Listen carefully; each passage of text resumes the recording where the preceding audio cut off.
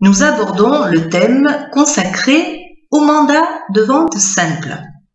Alors, nous allons bien sûr revoir la définition de ce type de mandat. Nous allons revoir sa rédaction et plus particulièrement les conditions liées au mandat simple, c'est-à-dire les obligations et les pouvoirs du mandataire, ainsi que les obligations et pouvoirs du mandant. Nous verrons ensuite les avantages et les inconvénients que présente le mandat simple, afin que vous puissiez étayer votre argumentation auprès de votre client vendeur. Le mandat de vente simple permet au vendeur d'un bien immobilier de proposer son bien à la vente, soit par le biais de différentes agences immobilières, soit par lui-même. Le mandat simple est généralement prévu pour une durée de 3 mois irrévocable. Il arrive cependant que cette période s'étende à 6 mois, mais cela est assez rare. Voyons de plus près la rédaction du mandat simple. La rédaction du mandat est identique à tous les types de mandats. Seules les conditions générales du mandat ont des variantes. Voici donc les conditions liées au mandat simple. Concernant les obligations et pouvoirs du mandataire. Au niveau de ses obligations, le mandataire devra entreprendre d'une façon générale toutes les démarches nécessaires pour mener à bien la mission qui lui est confiée. Informer le mandant de tous les éléments nouveaux pouvant modifier les conditions de vente, notamment en matière de prix ou de législation. Négocier, s'il y a lieu, avec tout titulaire d'un droit de préemption, le mandant restant libre d'accepter ou de refuser le prix définitif si ce prix est inférieur au prix convenu dans le mandat. Informer le mandant de l'accomplissement du présent mandat dans les 8 jours au plus qui suivront la signature de l'acquéreur, en y joignant, s'il est lui-même séquestre, le duplicata du reçu délivré à l'acquéreur, soit par lettre recommandée avec avis de réception, soit par tout autre écrit remis contre récépissé ou émargement. Concernant les pouvoirs du mandataire. Afin que le mandataire puisse accomplir sa mission, le mandant lui donne les pouvoirs suivants. Proposer, présenter, visiter et faire visiter les biens à toute personne qu'il jugera utile. Faire toute publicité qu'il jugera utile, panneaux à vendre, petites annonces, etc. Ces frais restant, bien entendu, à la charge exclusive du mandataire. Communiquer le dossier de l'opération à tout confrère qu'il jugera susceptible de concourir à la vente. Le mandant autorise ainsi le mandataire à pouvoir déléguer dans les mêmes conditions de forme et de délai prévus dans le dit mandat. Réclamer toute pièce, acte et certificat nécessaires au dossier auprès de toute personne privée ou publique et effectuer, le cas échéant, toute démarche administrative, division, urbanisme, déclaration d'intention d'aliéner, exigée par la loi foncière, etc., soit par lui-même, soit par le notaire du mandant, les frais administratifs exposés restant à la charge du mandant. Enfin, établir tout acte sous seing privé au prix, charges et conditions des présentes et recueillir la signature de l'acquéreur. Le présent mandat n'institue pas le mandataire gardien juridique du bien dont la vente lui est confiée. Concernant les obligations du mandant, c'est-à-dire le vendeur propriétaire. De son côté, le mandant devra assurer au mandataire les moyens de faire visiter le bien pendant le cours du présent mandat. Fournir au mandataire toute justification de propriété de biens à vendre ainsi que tout document nécessaire au dossier. Signaler immédiatement au mandataire toute modification juridique ou matérielle pouvant modifier le dit dossier. Par exemple, si des travaux sur une maison sont intervenus après la prise de mandat, le vendeur, le mandant donc, doit en informer l'agent immobilier, afin que celui-ci ait tous les éléments nécessaires relatifs aux biens qu'il présente aux acquéreurs. Stipulation expresse de convention expresse et à titre de condition essentielle sans laquelle le mandataire n'aurait pas accepté la présente mission, le mandant s'engage à signer au prix, charges et conditions convenues toute promesse de vente ou tout compromis de vente, éventuellement assorti d'une demande de prêt immobilier, avec tout acquéreur présenté par le mandataire. Clause très importante à présent, le mandant s'interdit pendant la durée du mandat et dans les 12 mois suivant son expiration de traiter directement avec un acquéreur ayant été présenté par le mandataire ou ayant visité les locaux avec lui. Il autorise le mandataire à réduire le montant de ses honoraires. Le mandant garde toute liberté de procéder lui-même à la recherche d'un acquéreur.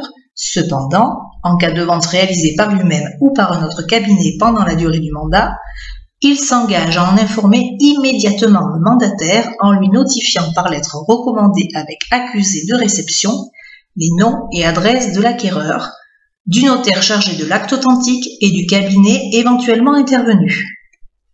Ceci est une obligation, pensez à le rappeler à votre vendeur. Cette notification mettra fin au mandat. Elle évitera ainsi au mandataire d'engager la vente avec un autre acquéreur et épargnera au mandant les poursuites pouvant être éventuellement exercées par cet acquéreur. Attention, en cas de non-respect des obligations énoncées ci-avant au paragraphe A, B, C ou D, le mandant s'engage expressément à verser au mandataire, en vertu des articles 1142 et 1152 du Code civil, une indemnité compensatrice forfaitaire égale au montant de la rémunération prévue en première page. En cas de vente réalisée par le mandant lui-même ou par un autre cabinet dans les 12 mois suivant l'expiration du mandat, le mandant s'engage à en informer immédiatement le mandataire en lui notifiant par lettre recommandée les noms et adresses de l'acquéreur et du notaire rédacteur de l'acte authentique. Je vous rappelle que la rémunération du mandataire dont le montant ou le mode de calcul est indiqué en première page deviendra exigible le jour où l'opération sera effectivement conclue et constatée dans un seul acte écrit, signé par l'acquéreur et le vendeur. En cas d'exercice éventuel d'un droit de préemption, le préempteur sera subrogé dans tous les droits et obligations de l'acquéreur.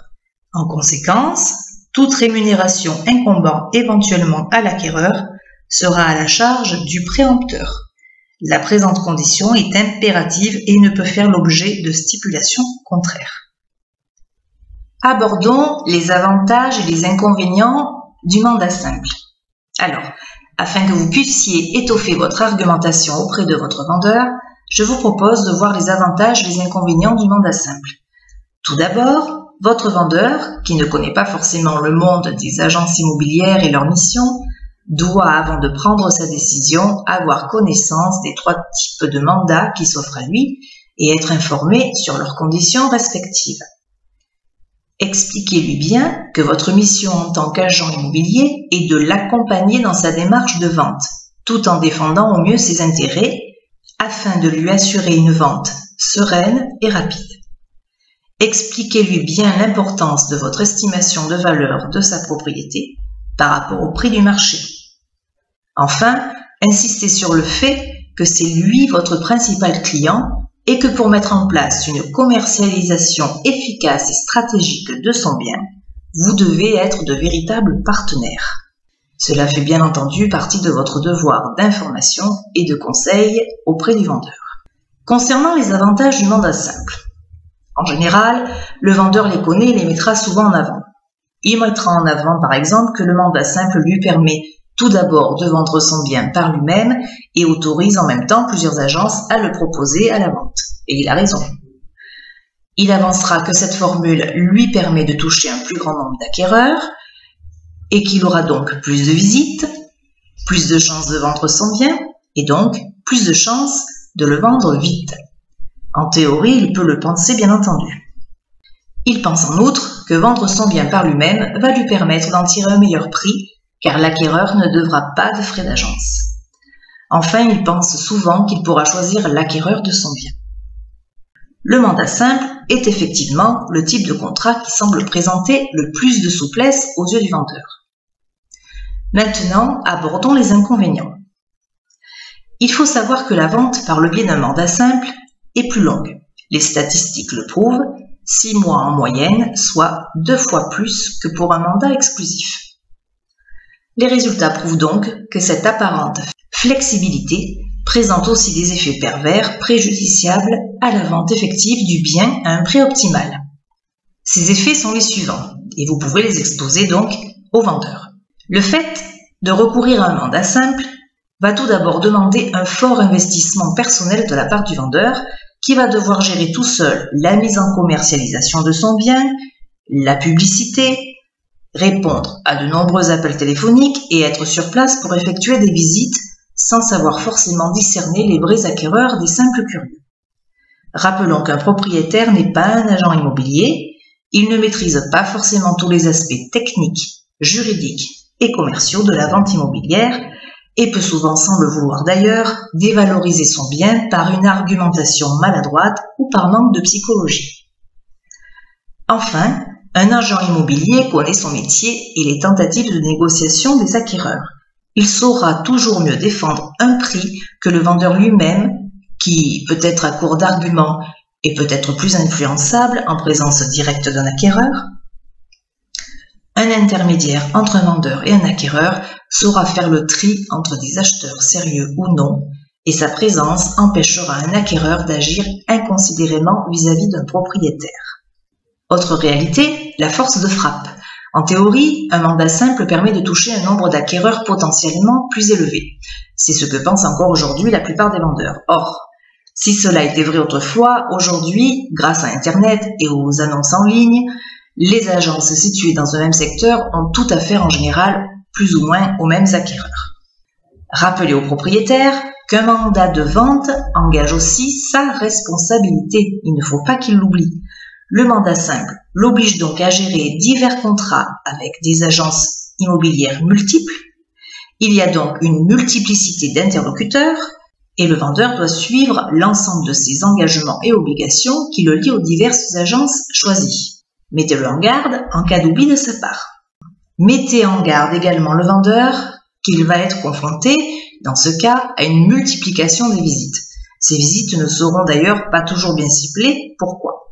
Parce qu'une certaine concurrence entre agences peut naître et certaines d'entre elles préféreront jouer la quantité plutôt que la qualité, donc des visites inutiles et un dérangement du propriétaire inutile. Par ailleurs, si le vendeur n'occupe pas le bien en vente, il devra refaire plusieurs jeux de clés, ce qui lui engendrera bien sûr un coût supplémentaire et par la suite récupérer tous les trousseaux pourra s'avérer difficile en cas de vente. Il est vrai que rien n'empêche plusieurs agences immobilières d'apposer leurs panneaux à vendre sur une même propriété. Si l'une le fait, pourquoi les autres ne le feraient-elles pas? Dites bien à votre vendeur, pensez-vous que votre maison sera mise en valeur s'il y a 10 panneaux à vendre? Non. Expliquez-lui que s'il choisit plusieurs agences, la déontologie et le bon sens veulent qu'aucun panneau de mise en vente ne soit installé, y compris d'ailleurs le panneau du propriétaire, dans un esprit de loyauté et de confraternité. Autre argument, la banalisation du bien. Pourquoi? Eh bien tout simplement à cause d'une surabondance de publicité de part et d'autre. Votre bien va être vu de partout et l'effet peut être inverse dans l'esprit des acquéreurs potentiels qui se demanderont alors « mais ce bien il est peut-être très difficile à vendre ». L'autre effet pervers d'une multidiffusion réside aussi dans l'impact désastreux de l'image du bien, lorsqu'il y a notamment des variations de prix qui sèment ainsi le doute chez les acquéreurs qui se posent encore des questions sur la qualité du bien et vont peut-être penser, à raison d'ailleurs, que l'on peut négocier votre bien comme un simple tapis. Et ce n'est pas le but. Votre bien doit être mis en valeur et une notion de rareté peut compter. Enfin, le risque de ce type de mandat est d'être confronté à une négociation accrue et donc de devoir diminuer le prix net vendeur. Voici donc autant d'arguments que vous pouvez avancer auprès de votre vendeur. Le thème relatif au mandat simple touche à présent à sa fin. Nous vous disons à très bientôt.